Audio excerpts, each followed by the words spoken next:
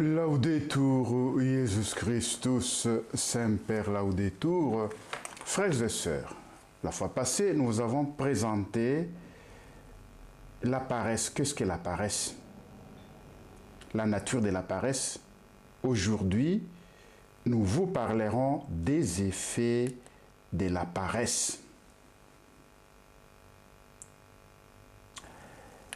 Alors, qu'elle soit physique, intellectuelle, morale ou spirituelle, la paresse a des effets extrêmement négatifs pour le développement personnel et le bien commun de la société.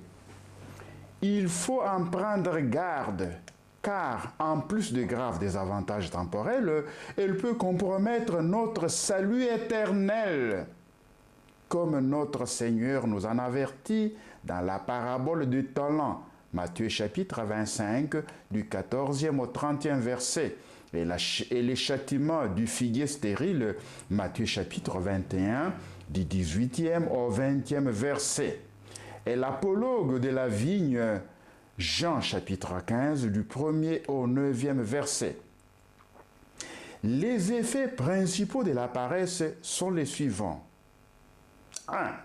La négligence. 2. L'irresponsabilité.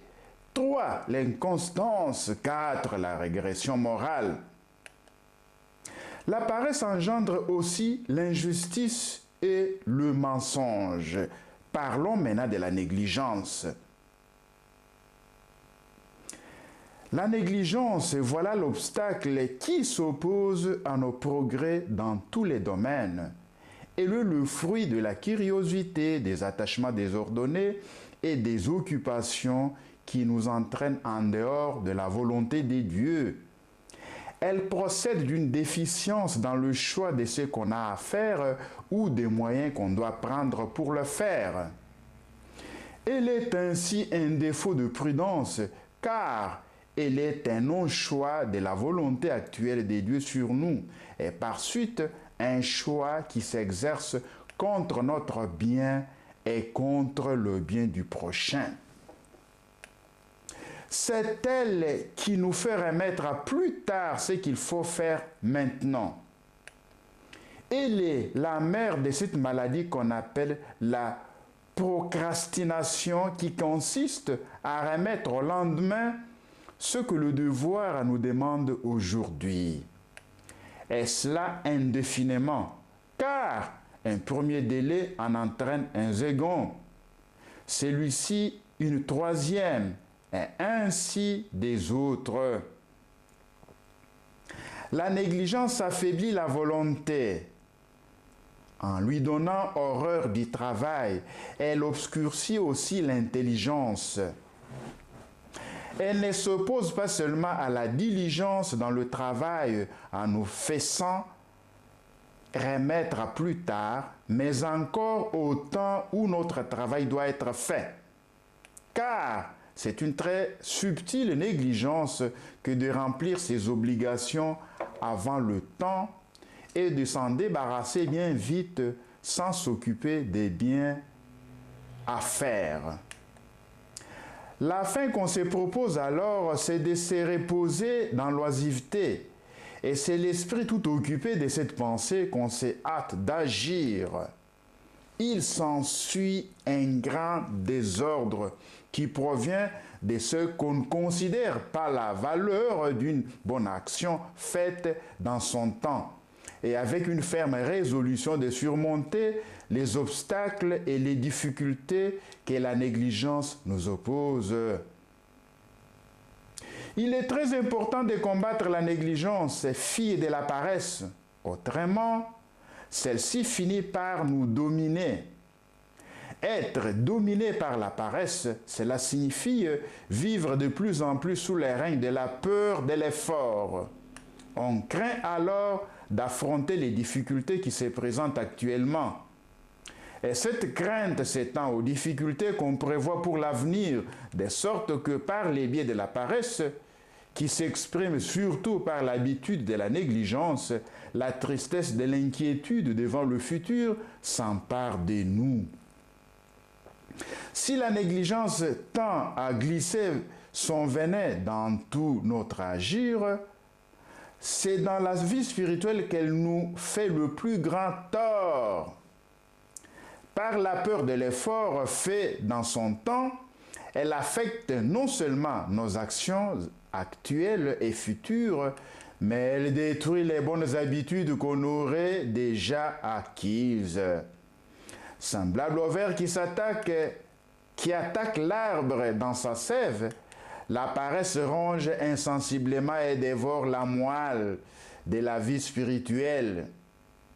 Le démon tend le piège et les embûches de la négligence sur les pas de tous les hommes. Mais c'est surtout aux âmes qui pratiquent la vie spirituelle qu'il en veut.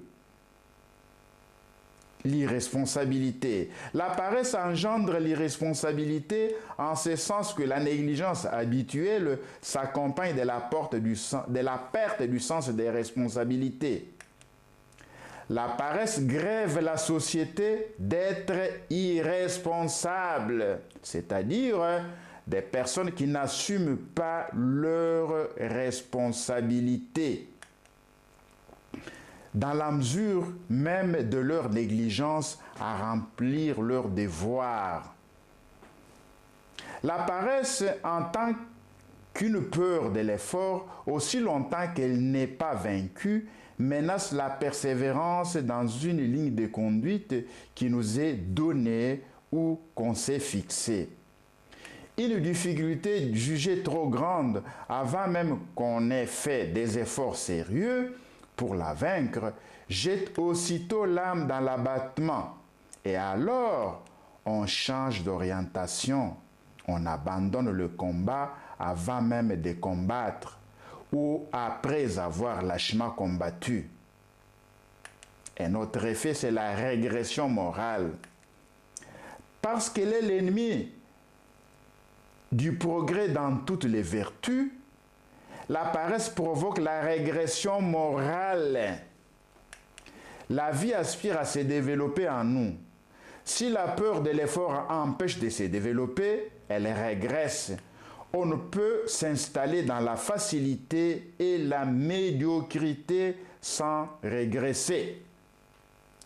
La stabilité de l'inertie caractérise la mort. La loi de la vie morale, comme de toute vie, est une loi de progrès. Pour être simplement en bonne santé morale, il faut toujours tendre vers une meilleure santé morale, c'est-à-dire toujours aller de l'avant, quelles que soient les difficultés qui se dressent dans notre parcours. Ce qui suppose qu'on triomphe des tentations de la paresse. La paresse, parmi bien d'autres désordres, entraîne souvent l'injustice. L'ouvrier et le professionnel qui, par négligence, ne respectent pas les règles de leur art, blessent la vertu de justice. Il en va ainsi dans tous les domaines. Outre la justice, dans les échanges, il y a une justice générale fondée sur le devoir qui correspond à la responsabilité sociale de chacun. Si par peur de l'effort ou des difficultés, on s'est construit d'une façon irresponsable, on pêche contre la justice qui est la vertu qui assure l'ordre dans la société. L'ordre ne se construit pas sans peine ni sans effort. Tous doivent y contribuer. La peur de l'effort qui définit la paresse ne peut donc être qu'un principe destructeur de l'ordre en nous-mêmes et dans la société. Si par exemple je pouvais travailler pour gagner ma vie et qu'au lieu d'accepter un salaire modeste, mais permettant quand même de vivre décemment, je m'en dispensais pour me remettre à l'assistance sociale, je me ferais du tort à moi-même et en même temps à la société. La paresse dispose par ailleurs à la duplicité et au mensonge. Car le paresseux cherche ainsi à s'excuser de ses omissions, de ses négligences. Il va rarement reconnaître qu'il n'a pas fait ce qu'il aurait dû faire ou qu'il a perdu son temps. Pour ne pas encourir des blâmes et de présenter au contraire l'image d'un homme responsable, le paresseux n'a que le choix peu honorable de recourir au mensonge, madimi. Du reste, tous les vices capitaux, pour ne pas être décriés, tendent à se voiler de mensonges. Laudetur Jesus Christus, Semper Laudetur. La fois prochaine, nous vous parlerons des remèdes à la paresse.